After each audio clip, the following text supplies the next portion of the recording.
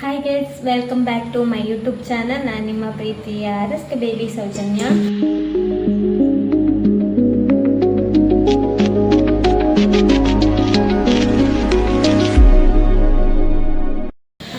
ಇವಾಗ ಟೈಮು ಸಂಜೆ 6:12 ಆಗಿದೆ. ಇವಾಗ ನಾನು ವ್ಲಾಗ್ ಮಾಡ್ತಾ ಇದ್ದೀನಿ.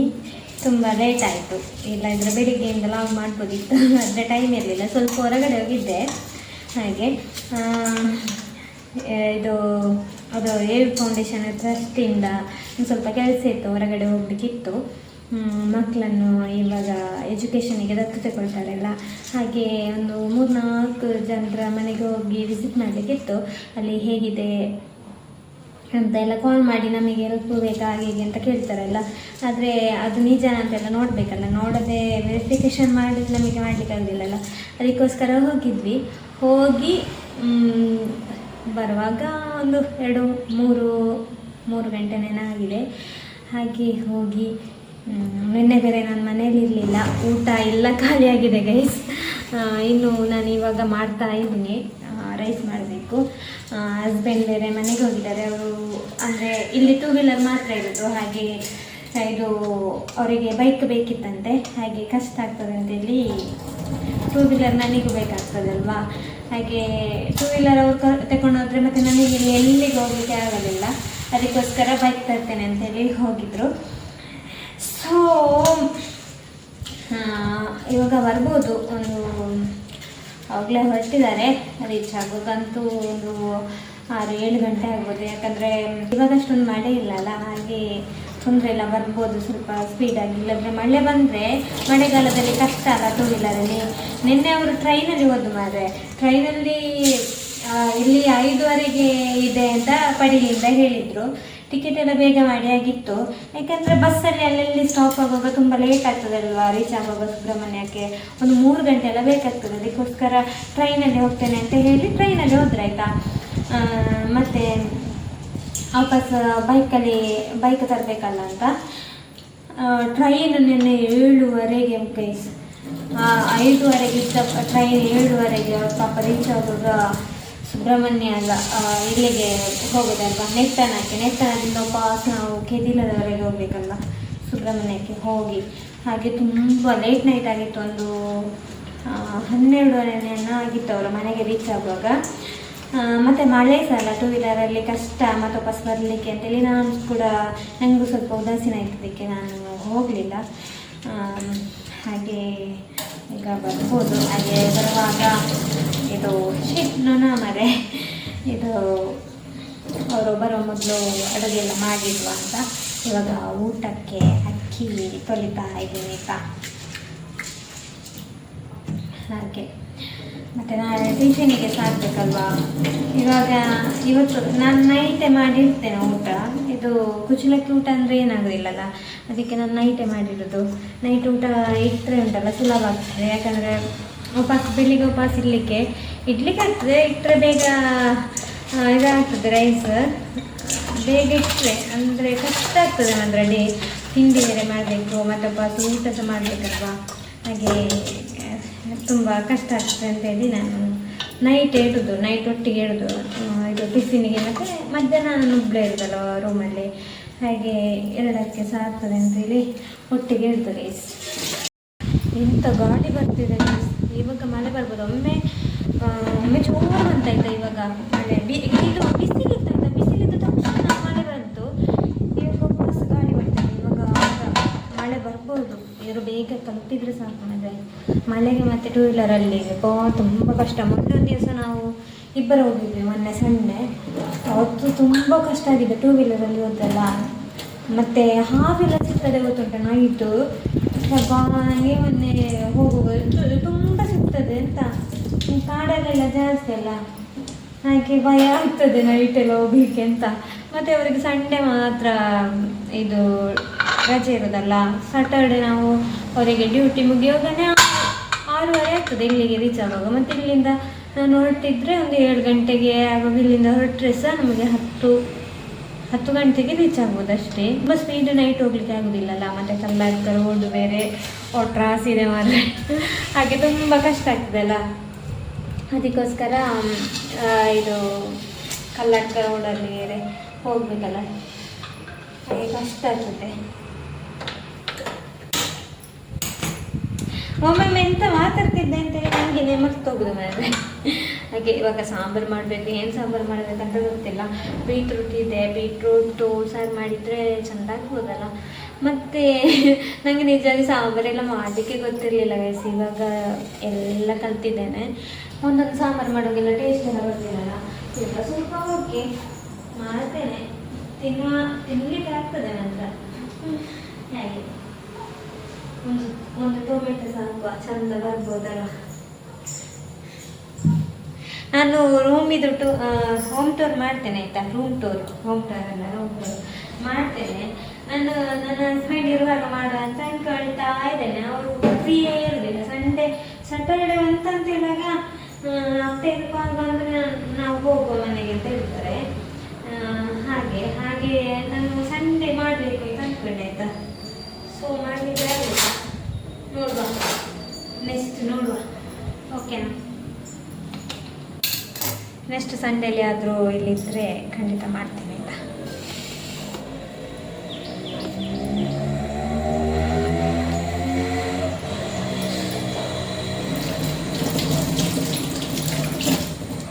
ನಾನು ಕ್ಯಾಮರಾ ಸ್ಟ್ಯಾಂಡಲ್ಲಿ ಇಟ್ಟಿದ್ದೇನೆ ಆಯಿತಾ. ಸ್ಟ್ಯಾಂಡಲ್ಲಿ ಇಟ್ಟು ಮಾಡ್ತಾ ಇದ್ದೇನೆ ವ್ಲಾಗ್, ಯಾಕಂದರೆ ಇಲ್ಲದ್ರೆ ಇಡಿಸ್ಕೊಳ್ಳಿಕ್ಕೆ ಕಷ್ಟ ಅಲ್ಲ. ಅದಕ್ಕೋಸ್ಕರ ನಿನಗೆ ನನ್ನ ವ್ಲಾಗೆಲ್ಲ ಇಷ್ಟ ಆಗ್ತದಲ್ಲ, ಕಮೆಂಟ್ ಮಾಡಿ ಆಯಿತಾ. ಏನಾದರೂ ಚೇಂಜಸ್ ಮಾಡಬೇಕಾದ್ರೆ ಕಮೆಂಟ್ ಹಾಕಿ ಆಯಿತಾ ಗೈಸ್. ಅಲ್ಲಿ ಆಚೆ ರೂಮಿಗೆ ಒಬ್ಬರು ಬಂದಿದ್ದಾರೆ, ಫ್ಯಾಮಿಲಿ. ಆಚೆ ರೂಮ್ ಖಾಲಿತ್ತು.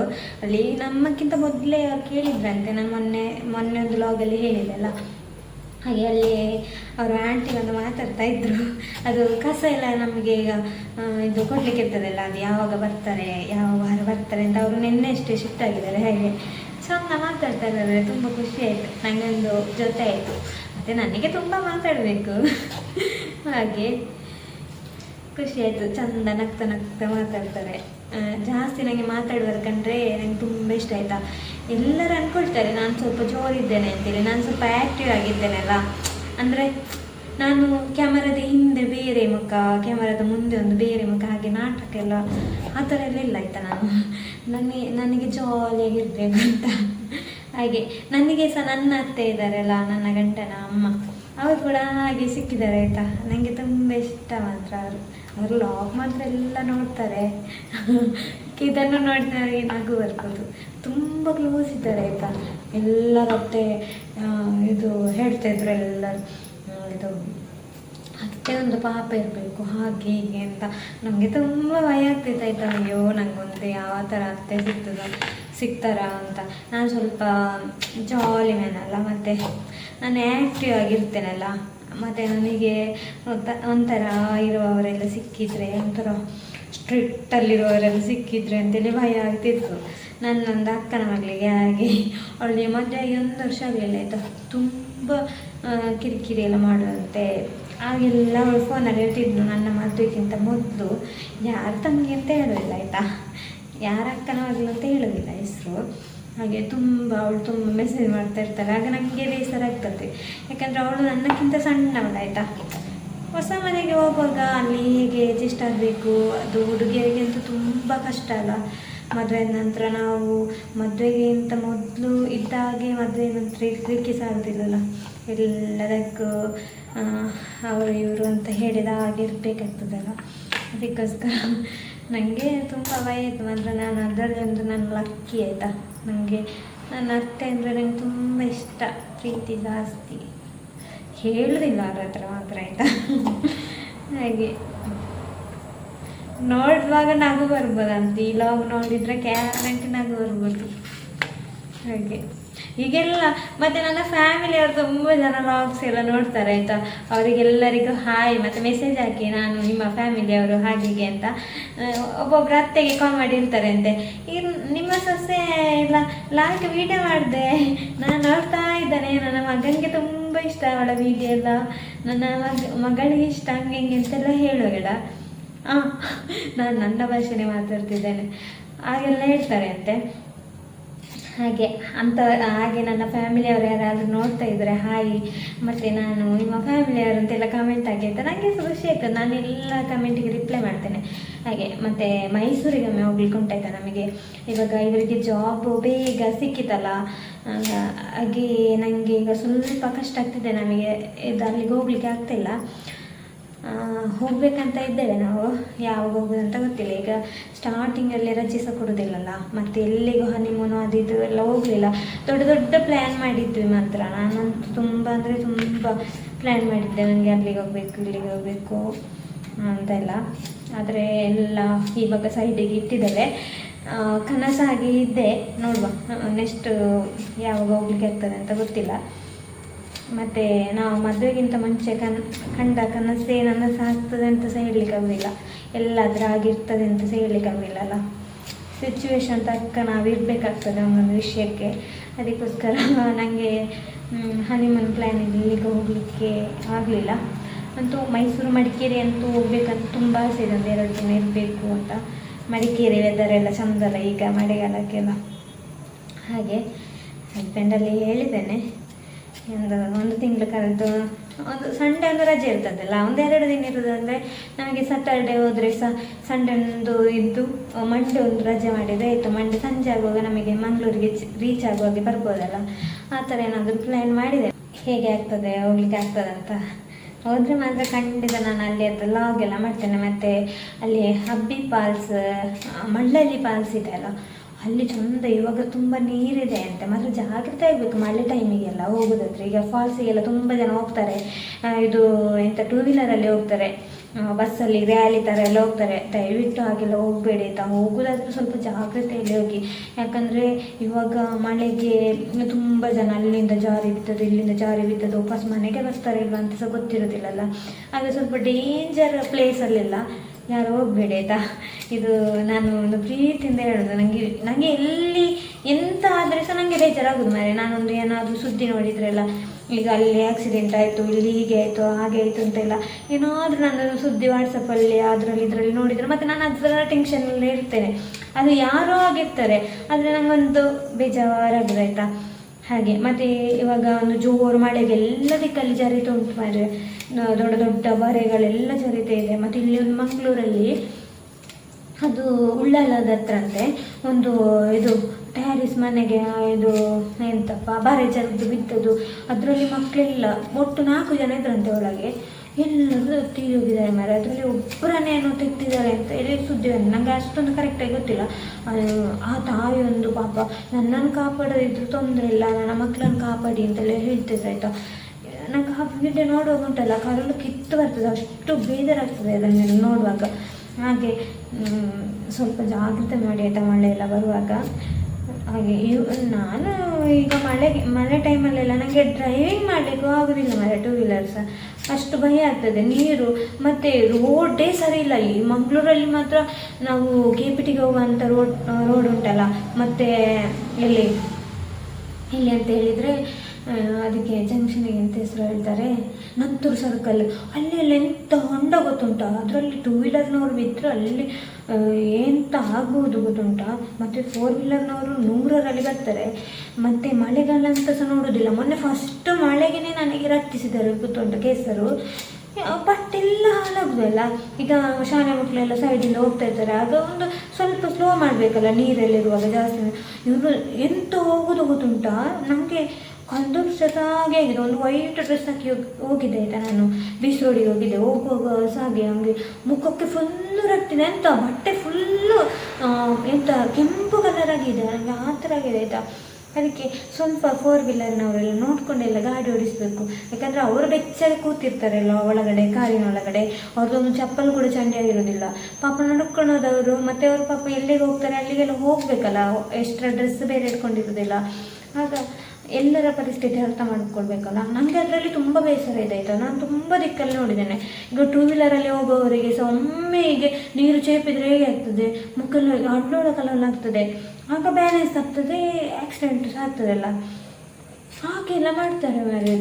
ಅಂದರೆ ಇವಾಗ ನೀರೆಲ್ಲ ತುಂಬಿರುವಾಗ ರೋಡಲ್ಲಿ ಅದು ಎಲ್ಲಿ ಎಂತ ಇರ್ತದೆ ಏನು ಗೊತ್ತೇ ಆಗೋದಿಲ್ಲ ಅಂತ, ಅದು ದೊಡ್ಡ ಸಮಸ್ಯೆ ಆಗಿದೆ.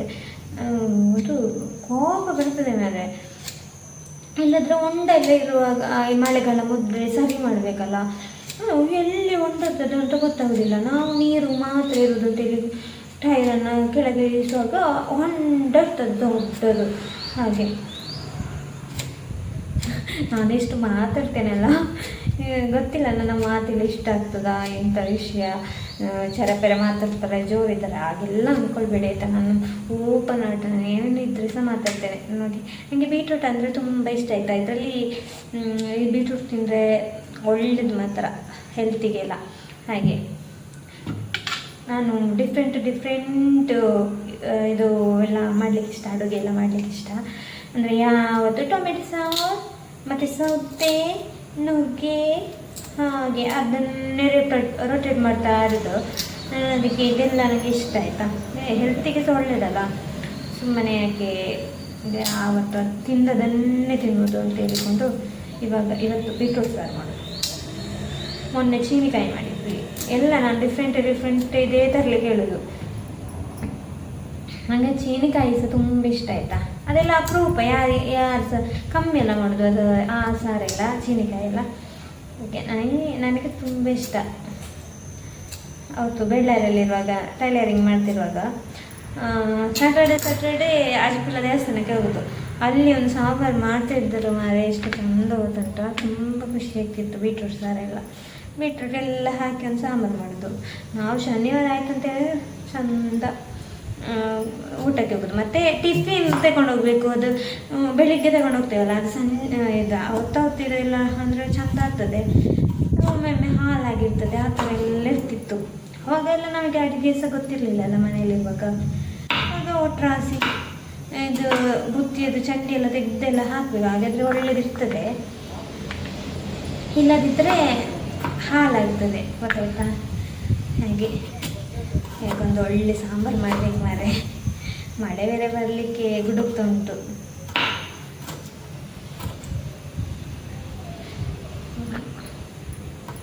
ಇದು ಬೀಟ್ರೂಟ್ ಸಾರು ಮಾತ್ರ ನಾನು ಫಸ್ಟ್ ಟೈಮ್ ಮಾಡೋದು ಆಯಿತಾ, ಸಾಂಬಾರು. ಹಾಗೆ ಮೊನ್ನೆ ಸಹ ಹಾಗೆ ಮೊಟ್ಟೆ ಸಾರು, ನಾನು ಮೊಟ್ಟೆ ಸಾರು ಎಲ್ಲ ಮಾಡೇ ಇರಲಿಲ್ಲ. ಹಾಗೆ ಮೊನ್ನೆ ಒಂದು ದಿವಸ ಮೊಟ್ಟೆ ಸಾರು ಮಾಡಿದೆ, ಅದು ಪಾಸ್ ಆಗಿದೆ ಮಾರೆ, ಚೆಂದಾಗಿದೆ ಅಂತ ಹೇಳಿದರು ಅತ್ತಿಗೆ ಮತ್ತು ನನ್ನ ಗಂಡ ಎಲ್ಲ ಹೇಳಿದರು. ಇಷ್ಟು ಚೆಂದ ಮಾಡ್ತೀನಿ ಅಂತ ಯಾಕೆ ಗೊತ್ತಿಲ್ಲ ಅಂತ ಹೇಳ್ತಿದ್ದಿ ಅಂತ. ನಾನು 1 ವಾರದಿಂದ ಹೇಳ್ತಿದ್ದೆ ಮೊಟ್ಟೆ ಸಾರು ಮೊಟ್ಟೆ, ನನಗೆ ಗೊತ್ತಿಲ್ಲ ಅಂತಲೇ ಹೇಳ್ತಿದ್ದೆ ನಾನು. ಹಾಗೆ ಮೊನ್ನೆ ಟ್ರೈ ಮಾಡಿದೆ. ಇವರು ಡೈರಿ ಹೇಳ್ತಾರಲ್ಲ, ನೋಡುವ ಹೇಗೆ ಆಗ್ತದೆ, ಚೆಂದ ಆದರೆ ಆಗ್ತದೆ ಅಂತ ಹೇಳಿಕೊಂಡು ನೋಡುವಾಗ ಚೆಂದಾಗಿದೆ ಮಾರೆ. ಖುಷಿ ಆಯಿತು ನನಗೆ ಇಷ್ಟ ಆಯಿತು ಅಂತ. ಹೀಗೆ ನಾನೇ ಯಾವ ಥರ ಅಡುಗೆ ಮಾಡ್ತಿದ್ದೆ ಗೊತ್ತುಂಟ, ಅದು ಟೇಸ್ಟೇ ಇರಲಿಲ್ಲ. ಉಪ್ಪು ಆದರೂ ಜಾಸ್ತಿ ಆಗ್ತಿರ್ಲಿಲ್ಲ, ಒಟ್ರಾಸಿ ಅದೊಂದು ಟೇಸ್ಟ್ ಬರ್ತದಲ್ಲ, ಅದೆಲ್ಲ ಬರ್ತಾನೆ ಇರಲಿಲ್ಲ. ನಾನು ಮೊದಲೆಲ್ಲ ಸಾಂಬಾರು ಅದೆಲ್ಲ ಮಾಡುವಾಗ. ಇವಾಗ ಓಕೆ, ಇದು ನಾನ್ ವೆಜ್ ಸಹ ಓಕೆ, ಎಂತ ಯಾರು ನನಗೆ ರಿಟರ್ನ್ ಎಂತ ಹೇಳುವಾಗೆಲ್ಲ ಆ ಥರ ಮಾಡ್ತೇನೆ ಮಾತ್ರ. ಅದೊಂದು ನನಗೆ ಖುಷಿ ಆಗೋದು. ಅವತ್ತೆಲ್ಲ ನನಗೆ ನನ್ನ ಅಕ್ಕ ಸಹ ಹಾಗೆ ಮದುವೆ ಆಗುವಾಗ ಅವಳಿಗೆ ಸಹ ಅಷ್ಟೊಂದು ಅಡುಗೆ ಎಲ್ಲ ಗೊತ್ತಿರಲಿಲ್ಲ. ಆ ನಂತರ ನಾನು ಅವಳ ಮನೆಗೆ ಹೋಗುವಾಗ ಎಷ್ಟು ಚೆಂದ ಅಡುಗೆ ಕಲ್ತಿದ್ದು ಗೊತ್ತುಂಟ. ಚೆಂದ ಅಂದರೆ ಚೆಂದ ಅಡುಗೆ ಮಾಡ್ತಿದ್ಲು.